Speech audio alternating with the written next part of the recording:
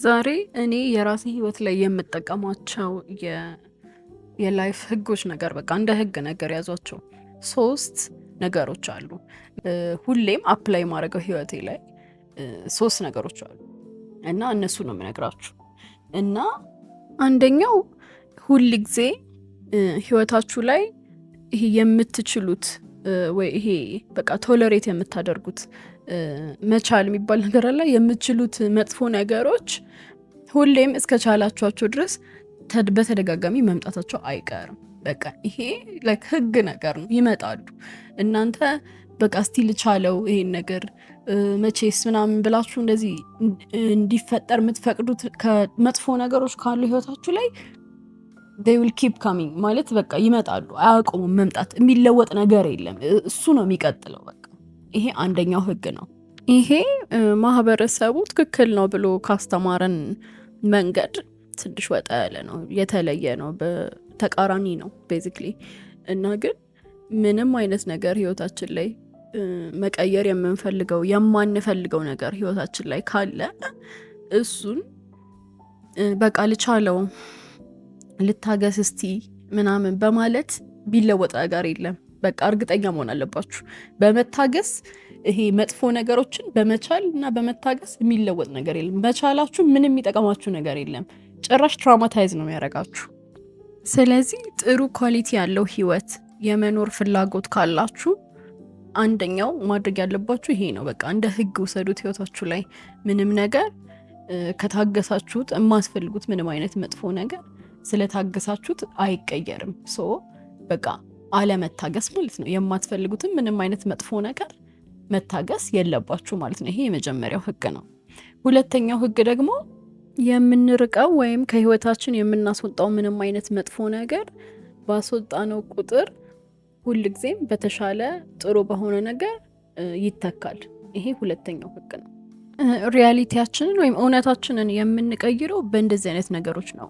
ማለት ህይወታችን ላይ የሆነ መጥፎ ነገር ወይ የማንፈልገው ነገር ሲፈጠር እዛ ጋ እኛ የሆነ የተለየ ውሳኔ እንድንወስን ኦፖርቹኒቲ እየሰጠን ነው፣ የሆነ እድል እየሰጠን ነው። እዛ ጋ ልክ እኛ ከለመድነው መንገድ ወጣ ባለ በተለየ መንገድ ለዛ ነገር ምላሽ ምንሰጥ ከሆነ የሆነ አዲስ መንገድ ይከፈታል።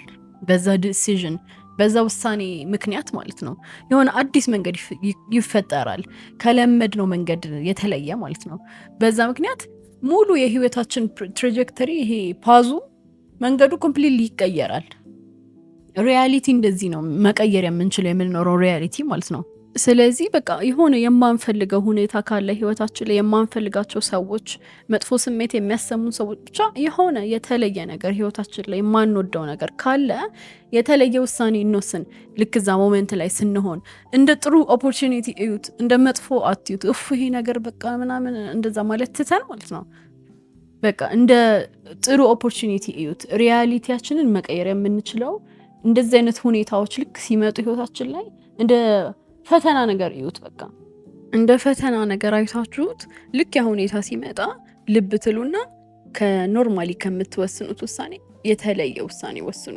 ከዛ ይሄ አዲስ አይነት ፓዝም ይፈጠራል፣ አዲስ መንገድ ይፈጠራል። ያቺ ትንሽዬዋ ዲሲዥን የተለየ ነገር ውስጥ ህይወት ውስጥ ልከተን ትችላለች።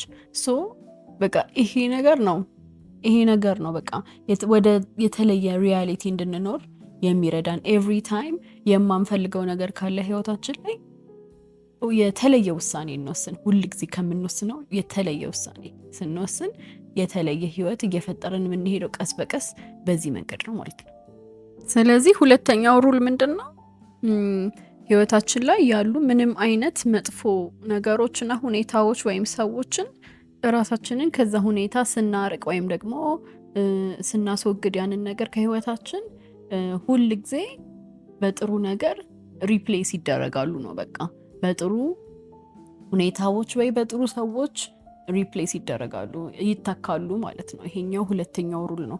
ስለዚህ መጥፎ ነገሮችን ቶለሬት ማድረግ አቁመን ከዛ በኋላ ከዛ ነገር ራሳችንን ስናሸሽ ወይም ደግሞ ሁኔታውን ከህይወታችን ስናስወጣ ጥሩ ነገሮች ህይወታችን ውስጥ ይመጣሉ ማለት ነው። እስካሁን ያየነው ሶስተኛው ህግ ደግሞ ህይወታችን ውስጥ ያሉ ማንኛውም ጥሩ የሆኑ ነገሮች ጥሩ ሁኔታዎች ሊሆኑ ይችላሉ፣ ጥሩ ሰዎች። ለእነዚህ ነገሮች ክብር የማንሰጥና እነዚህ ነገሮች ህይወታችን ውስጥ ስላሉ ምስጋና የማይኖረን ሰዎች ከሆንን እነዛ ጥሩ ነገሮች በመጥፎ ነገሮች ይተካሉ። እነዛ ጥሩ ነገሮች ከህይወታችን ይወጡና በመጥፎ ነገሮች ህይወታችን ይተካሉ ማለት ነው። ይሄ ሌላኛው ህግ ነው። ምክንያቱም ከዚህ በፊት እንደተነጋገር ነው ምስጋና ሞር ልባችን እንዲከፈት ያደርጋል። ይሄ የመቀበል ስሜት ውስጥ እንድንገባ ያደርገናል። ይሄ ጥሩ ነገሮች ሞር ወደኛ እንዲመጡ ይጋብዛል። ይሄ ማግኔቲክ እንሆናለንና ለዛ ነው የሚጠቅመው። ህይወታችን ላይ ላሉ ጥሩ ነገሮች የምናመሰግን ከሆነ ምንድነው የምንስበው? ሞር ጥሩ የሆኑ ነገሮች እንስባለን ማለት ነው። ምክንያቱም ልባችን ይከፈታል ለመቀበል እነዛን ጥሩ የሆኑ ነገሮች። ለዛ ነው በቃ።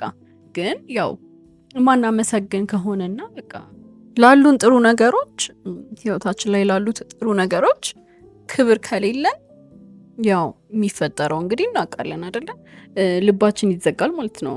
እና ደግሞ ማለት ነው ምስጋና ስል ከዚህ በፊትም የሆነ የሰራሁት ቪዲዮ አለ፣ ከፈለጋችሁ እሱን ሄዳችሁ እዩት፣ ስለ ምስጋና ማለት ነው። እና ምስጋና ስል እዚህ ኢትዮጵያ ውስጥ የተለመደ የሆነ አፕሮች አለ ለምስጋና። እኔ በጣም ነው የሚገርመኝ እሱ መንገድ። እና እንደው መቼስ በቃ አመሰግናለሁ፣ መቼስ ይሄን ማናየው ምናምን የሚባል ምስጋና አለ። በልቶ ማያድርም አለ ምናምን የሚባል። ይሄ ምስጋና አይደለም። ይሄ እኔ ምን እንደሆነ ራሱ አላውቅም። በጣም ምስጋና አይደለም።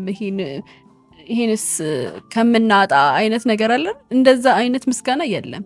ትክክለኛ ምስጋና ትክክለኛ የምንወደው ነገር ትክክለኛ ህይወታችን ላይ በመኖሩ ደስ የሚለንን ነገር ለሱ ነው ማመስገን ያለበት። ላይክ እውነት መሆን አለበት፣ ከልብ መሆን አለበት እንጂ መቼስ ይሄን ሽሮ እንብላ በቃ ስጋ ባንበላም መቼስ ይሄን ሽሮ እንብላ ይሄን ማና እየተመስገን ምናምን የሚባል ምስጋና ይሄ ምስጋና አይደለም። ይሄ ዝም ብሎ ነገር ነው።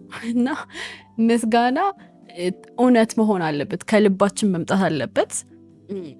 ጀስት በልምድ ብቻ በቃ ማለት ስላለብን ብቻ አይደለም። በቃ ከማንፈልገው ነገር ከሆነ በቃ የማንፈልገው ነገር ከሆነ አናመስግን፣ እንተው በቃ። የምንፈልገው ነገር አለ በጣም ብዙ። ፕሮባብሊ ጤናችን፣ አሁን ለምሳሌ በቃ አሁን ጤነኛ በመሆናችን ልናመሰግን ይገባል። በቃ እሷን ቀላል ነው ለማመስገን። በቃ ጥሩ የእውነት የምንወደው ነገር መሆን አለበት ነገሩ እንጂ ዝም ብሎ የሆነ በቃ ለአፍ ለማለት ያክል ምናምን እንደዚህ አይነት ምስጋና የለምና ያው እሱን ልብ ማለት አለበት ማለት ነው።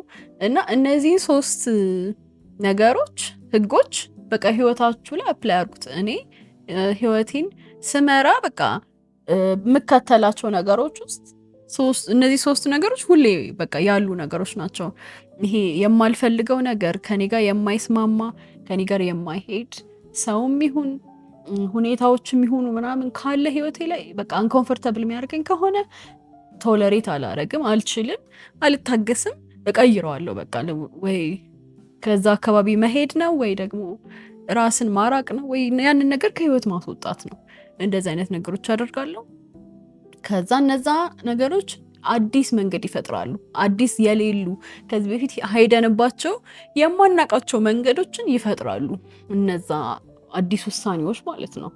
እና 3ኛው ደግሞ ያው ላለኝ ነገር ማመስገን ነው በቃ።